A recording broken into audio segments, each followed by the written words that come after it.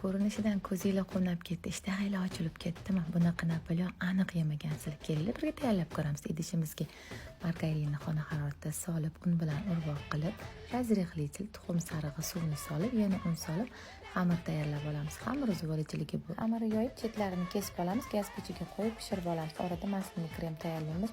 Yumshab turgan sariyog' ustidan molakoni solib, aralashtirib olamiz. Quyoshda eritsangiz ham bo'ladi.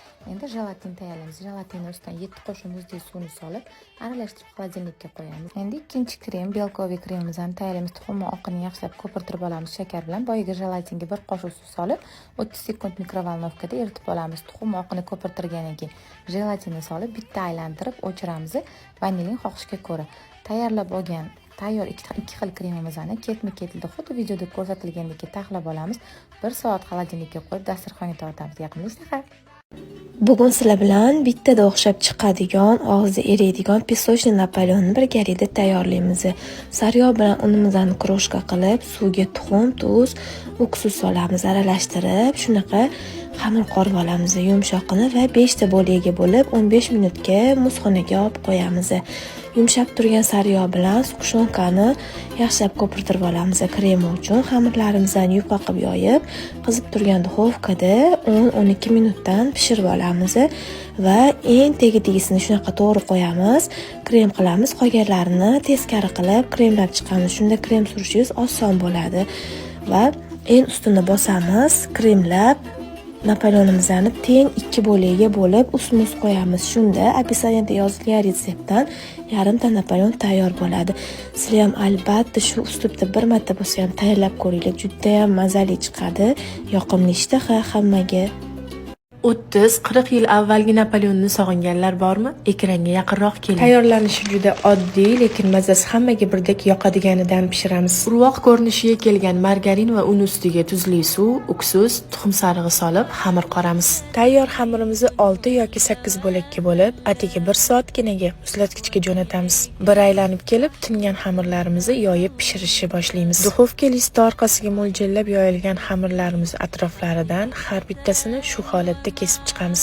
Endi Napoleonlarimiz bir tekisda pishadi. Yonidan chiqqanlarini ustiga urvoq qilamiz. Bu orada xona haroratida yumshab ketgan sariyog'imizni venchik yordamida aralashtirib, unga quyultirilgan sut qo'shamiz. Sizlarga foydali eslatma.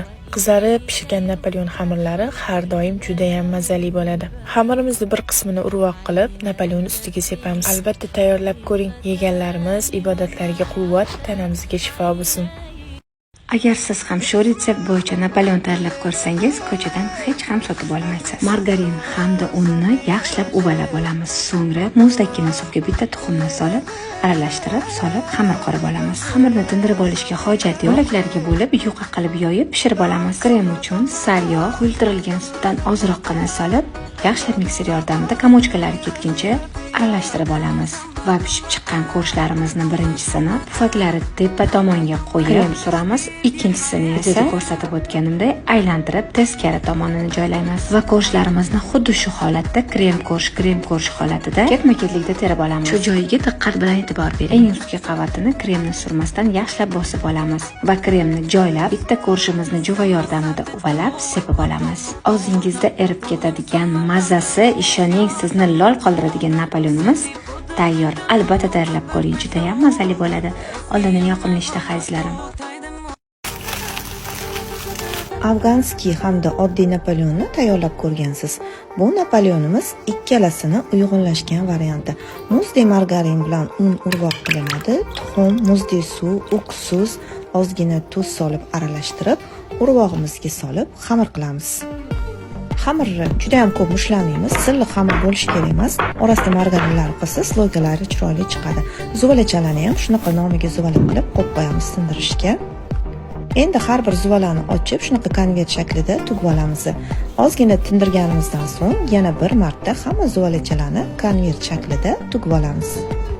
Va bir kunga xolodilnikka olib qo'yamiz. Bir kundan so'ng bularni juvada yoyib, xuddi shunaqa vilka yoki pichoq yordamida teshib chiqamiz. Endi kremlarni tayyorlaymiz. Sariyog'ni yaxshilab ko'pirtiramiz. Sug'ushonli moloko va varyoniy molokoni solib, yaxshilab krem qilib olamiz. Ko'rshlarimiz ham tillarang bo'lib chiqdi. Endi buni kremlaymiz. Orasiga krem va yong'oqlarni sepib, buni birma-bir taxlab chiqamiz. Agar Napoleon sizga yoqqan bo'lsa va uni tayyorlab ko'rmoqchi bo'lsangiz, kommentariyada Napoleon so'zini yozib qoldiring. Albatta siz uchun retseptni hadya qilaman.